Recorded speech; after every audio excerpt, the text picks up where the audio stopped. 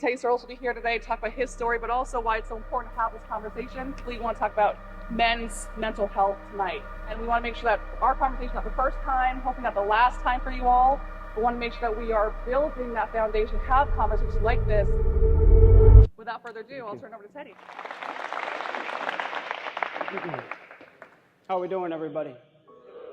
I like that. My name is Teddy Sourlis, and I am the CEO and founder of Men's Mental, but I'm one of you.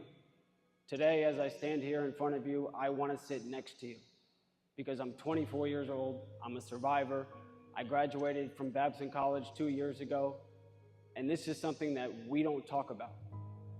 I lost my friend to suicide, and I made an attempt on my own life.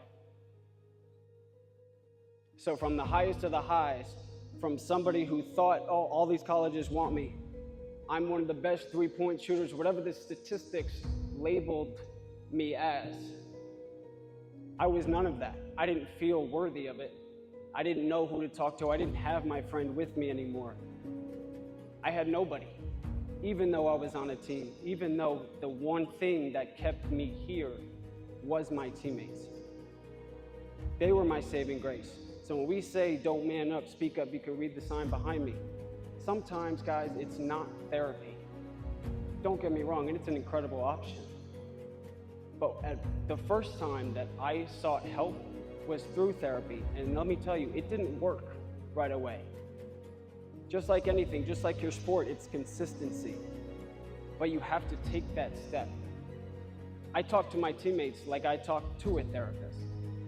If you have friends, brothers, family members, and I mean brothers when I look at this room right here, that's how I looked at my teammates, as brothers and as family, because guys, at some point, the ball will stop bouncing. At some point, you have to figure out and go back to the drawing board to find out who else you are internally beyond your sport. Because I got news for you, there's not a very high percentage who go on to play, whether it be the NBA, MLB.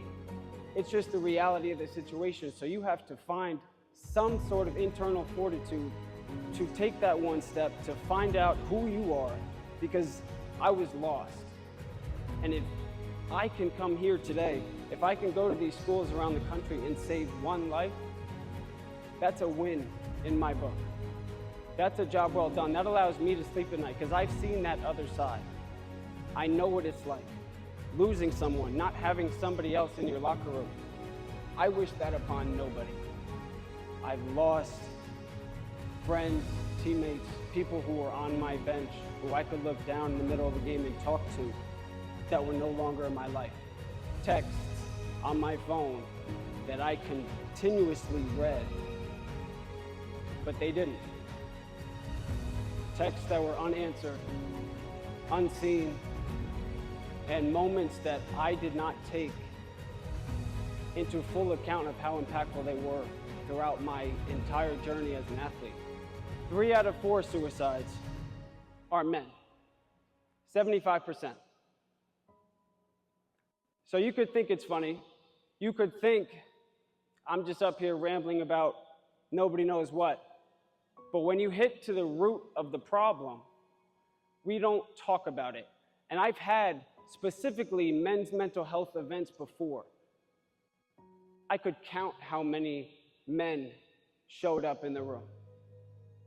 I've been in an event like that. Only women showed up because they wanted to help their husbands. They wanted to help the people in their lives who needed it, but they were not ready and or comfortable to show up, be seen, looked at as weak. I had a conversation the other day. I won't give you the school, but one of the athletes in the Big Ten, he said, yeah, I don't want to go to the therapist. I don't want to go to the counselor on campus because I have to pass my coach's office to get there. Now, is that a systemic problem? Is that something that's why I'm happy to see coaches here too? That's kind of where it starts. But it's the stigma. You're not weak if you seek help. You're stronger. If you do find that strength within you to look at your teammate and say, dude, I'm struggling. and have that vulnerable conversation, I promise you, you will feel at least a little bit better. I'm a big Kobe Bryant fan. Late, great Kobe Bryant. He said, if you can get 1% better every day, in the long run, you will be okay. 1% better.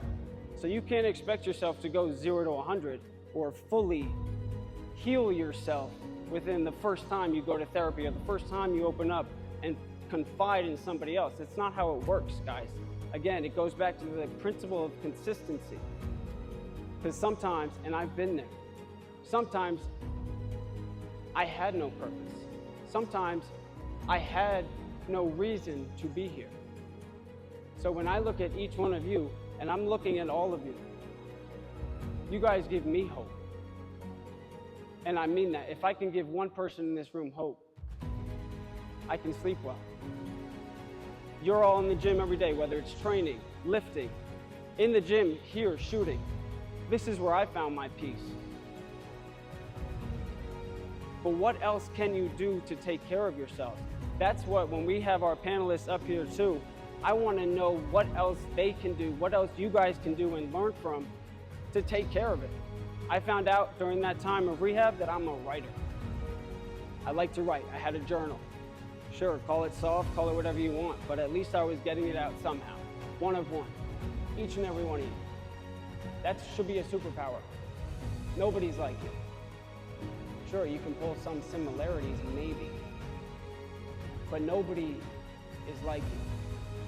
The sooner you realize that and act on that, the better off you will be. Our minds work like social media. When you like so many things, when you like motivational content, when you like, let's say you like the picture of, you know who Mu Dang is? The hippo Mu Dang? If you like so many pictures and videos of that hippo, I promise you, more and more and more of them will come up on your feed. That's how our brain works. When you think negative thoughts, it compounds themselves. That's how it works. So if you can do one thing, change your mindset by one simple thought. Change your mindset. You got to keep going. We're all here to play sports. We're all here to win.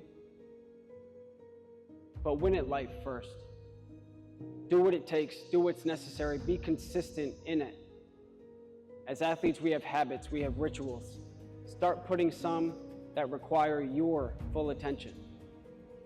Some that prioritize you as opposed to the betterment of the team. And sure, that sounds selfish. Yes, we've all been on teams, but there are some times you have to put yourself first.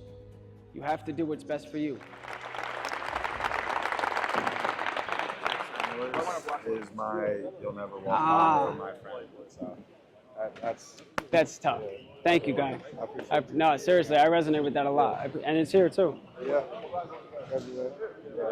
Hey, good luck tomorrow, guys. Good luck. Thank you. Absolutely. Thank you guys for coming. Thank you. Yeah, man. Please. Appreciate it. Please. Absolutely, man. Thank you for coming. Thank you. Thank you for coming. Yes, sir, my man. Good luck tomorrow. Thank you. Absolutely. Thank you guys for coming, man. Thank you. Please. Yes. Give them out. Absolutely, man. Thank you for coming. I appreciate it. For sure, dude. Hey, good luck this season, man. I'm following. I'm tuned. Thank you, guys. Congratulations, brother. Thank you, bro.